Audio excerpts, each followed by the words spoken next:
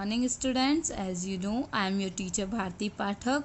और जैसे कि तुम सबको पता है कि तुम्हें नेक्स्ट क्लास में प्रमोट कर दिया गया है, तो आज हम हमारे सब्जेक्ट साइंस का फर्स्ट चैप्टर पढ़ते हैं जिसका नाम है एग्रीकल्चर मैनेजमेंट। मतलब इस चैप्टर में हम ये पढ़ेंगे कि खेती किस तरीके से होती है।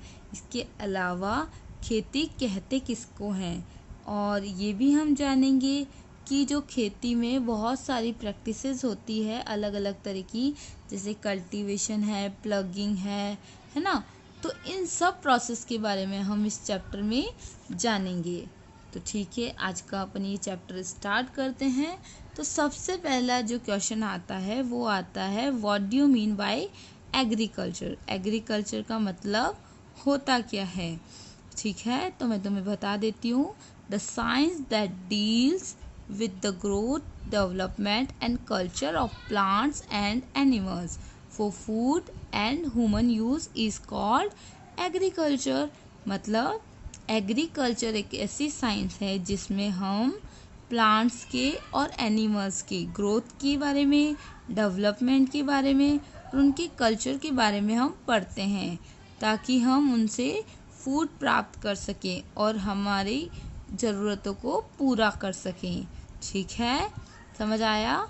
अब देखो, जो एग्रीकल्चर वर्ड्स है वो दो वर्ड से मिलके बना है। एग्रीकल्चर जो वर्ड है वो दो वर्ड से मिलके बना है। फर्स्ट है एगर, दूसरा है कल्ट्रा। एगर मतलब होता है फील्ड, कल्ट्रा मतलब होता है कल्टीवेशन, मतलब खेतों में कटाई। तो इस वर्ड से मिलके बना एग्रीकल्चर। अब देखो, तुम्हें एग्रीकल्चर की डेफिनेशन तो समझ आ ही गई होगी। अब मैं तुम्हें बता देती हूँ। वैसे अपन खेतों में क्या उगाते हैं, क्रॉप उगाते हैं, मतलब फसल उगाते हैं। तो फसल क्या होता है, जब क्या होता है खेतों में एक ही प्रकार के प्लांट को एक ही जगह ना, एक ही जगह एक साथ उगाया जाता है, इसको हम बोलते हैं क्रॉप, मतलब फसल। अब देखो, जो हम खाना होता है वो हमारे लिए बहुत ज़्यादा ज़रूरी होता है ना। अब कोई भी, जैसे ह्यूमन बींग्स है या कोई भी एनिमल है, वो लिविंग ऑर्गेनिज्म हम बोल सकते हैं। तो हम डायरेक्टली या इनडायरेक्टली, है ना, डायरेक्टली या इनडायरेक्टली जीने के लिए हमें किसकी ज़रूरत होती है, खाने की ज़रूरत होती है। अब वो कोई जैसे एनिमल होता है तो वो खाना क्या करता है, किसी जानवर को मार के खा के, है ना, किसी का शिकार करके इस तरीके से खा लेता है। और हम लोग क्या करते हैं, अनाज खाते हैं। और अपन में से कुछ लोग ऐसे भी हैं जो जैसे नॉन वेजिटेरियन, वेजिटेरियन ऐसे भी हैं, है ना। अब नेक्स्ट देखो अब जैसे मैंने ये बताया कि भाई अपन लोग फूड पे डिपेंड होते हैं, इनडायरेक्टली या डायरेक्टली। तो जैसे कि आप सबको पता है कि हमारी जो पॉपुलेशन है वो इंडिया की जो बढ़ती जा रही है। तो जैसे जैसे पॉपुलेशन बढ़ेगी वैसे वैसे हमें क्रॉप का प्रोडक्शन भी बढ़ाना पड़ेगा। अगर हम क्रॉप का प्रोडक्शन नहीं बढ़ाते हैं तो हम खाएंगे क्या, है ना। तो इसके लिए हमें क्रॉप का प्रोडक्शन बढ़ाना भी ज़रूरी है, ठीक है ना।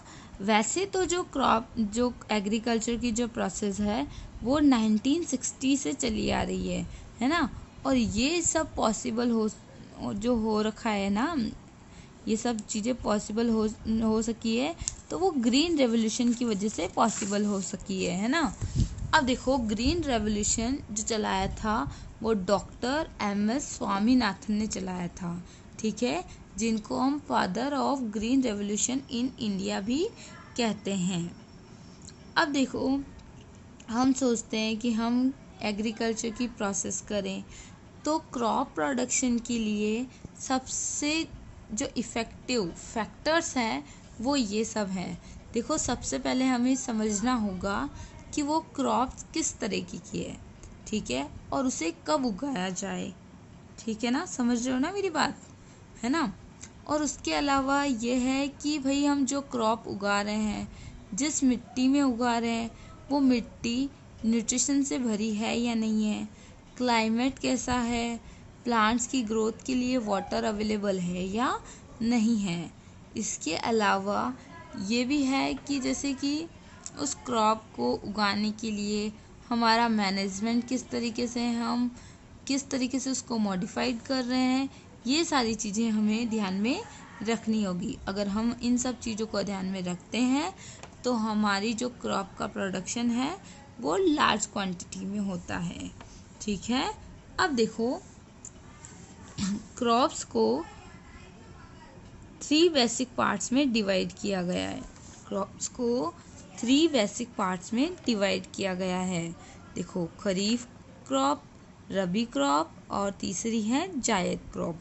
जो खरीफ की क्रॉप है वो रेनी सीजन में उगती है। ठीक है, मतलब जून से जुलाई। ठीक है, और उसको हार्वेस्टिंग मतलब उसकी जो कटाई होती है वो अक्टूबर से नवंबर के बीच में होती है।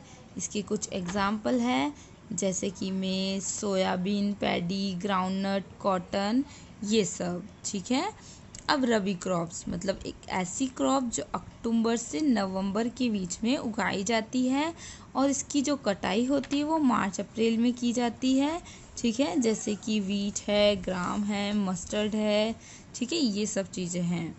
अब नेक्स्ट है जायद क्रॉप्स। वो समर सीज़न में मतलब गर्मी के सीज़न में उगाई जाती है, जैसे कि मार्च अप्रैल में तो वो उगाई जाती है। उसके अलावा जुलाई अगस्त में इनको काट लेते हैं, जैसे मूंग है, कुकम्बर है, बिटर ग्राउंड है। ठीक है, बिटर गॉर्ड है, उसके अलावा मस्क मेलन है, वाटरमेलन है, ये सब चीज़ें। ठीक है, तो बेटा ये जो मैंने चीज़ें आज करवाई है, जितने टॉपिक मैंने क्लियर किए हैं, इनको तुम वापस रिवाइज करना, लर्न करना, और जो मैं होमवर्क में तुम्हें क्वेश्चंस दे रही हूँ वो तुम अपनी नोटबुक में करना। ओके, और बाकी का जो चैप्टर है मैं तुम्हें इसी तरह कल वापस आगे से पढ़ाना स्टार्ट करूँगी। ओके, तो कंफ्यूज मत होना। Have a good day, take care, stay home and keep learning. Bye bye.